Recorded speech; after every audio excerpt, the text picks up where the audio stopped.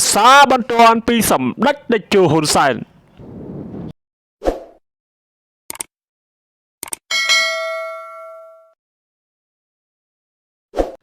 យោងតាមផេកផ្លូវការរបស់សម្ដេចតេជោហ៊ុនសែនបានបង្ហោះសារបែបនេះថាម្សិលមិញខ្ញុំបានបង្ហោះសារមួយជូនយោបល់ចំពោះរាជរដ្ឋាភិបាល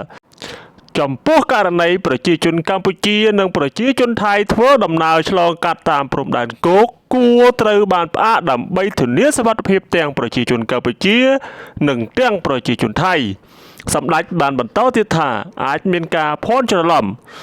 ឬចង់បង្ករឿងពីភាគីម្ខាងទៀតដែលគិតថាយើងមិនអនុញ្ញាតឲ្យប្រជាជនថៃវិលត្រឡប់ទៅប្រទេសវិញខ្ញុំសូមបញ្ជាក់ឲ្យបានច្បាស់ថា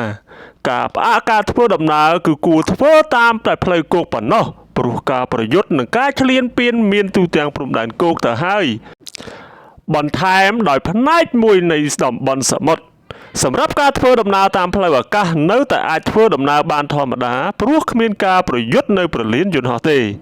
អាស្រ័យហេតុនេះសូមបងប្អូនប្រជាជនថៃដែលកំពុងរស់នៅកម្ពុជាអាចចាកចេញពីកម្ពុជាតាមផ្លូវអាកាសនៅភ្នំពេញឬនៅសៀមរាបសម្រាប់ប្រជាជនថៃដែលកំពុងធ្វើការនៅជិតព្រំដែនវៀតណាមអាចចេញទៅតាមវៀតណាមហើយរកវិធីធ្វើដំណើរទៅកាន់ប្រទេសថៃវិញសម្ដេចបានបន្តទៀតថាឯប្រជាជនកម្ពុជាប្រសិនបើចង់មកកម្ពុជាក៏ត្រូវធ្វើដំណើរត្រឡប់មកកម្ពុជាវិញតាមផ្លូវអាកាសនៅទីកន្លែងដែលមានជើងហោះហើរមកកម្ពុជាខ្ញុំសូមបញ្ជាក់សារជាថ្មីថា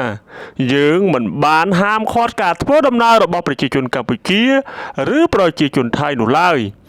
អ្វីដែលយើងសូមឲ្យធ្វើការផ្អាកនោះគឺការធ្វើដំណើរតាមផ្លូវគោកដែលជាចំណុចគ្រោះថ្នាក់ដល់ជីវិតប្រជាជន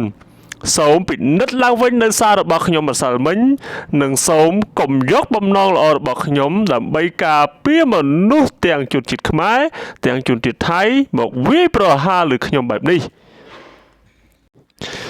គួរបញ្ជាក់ផងដែរថាសារនេះសម្ដេចតេជោបានធ្វើការបង្ហោះនៅលើផេកផ្លូវការរបស់សម្ដេចកាលពីថ្ងៃទី14ខែធ្នូឆ្នាំ2025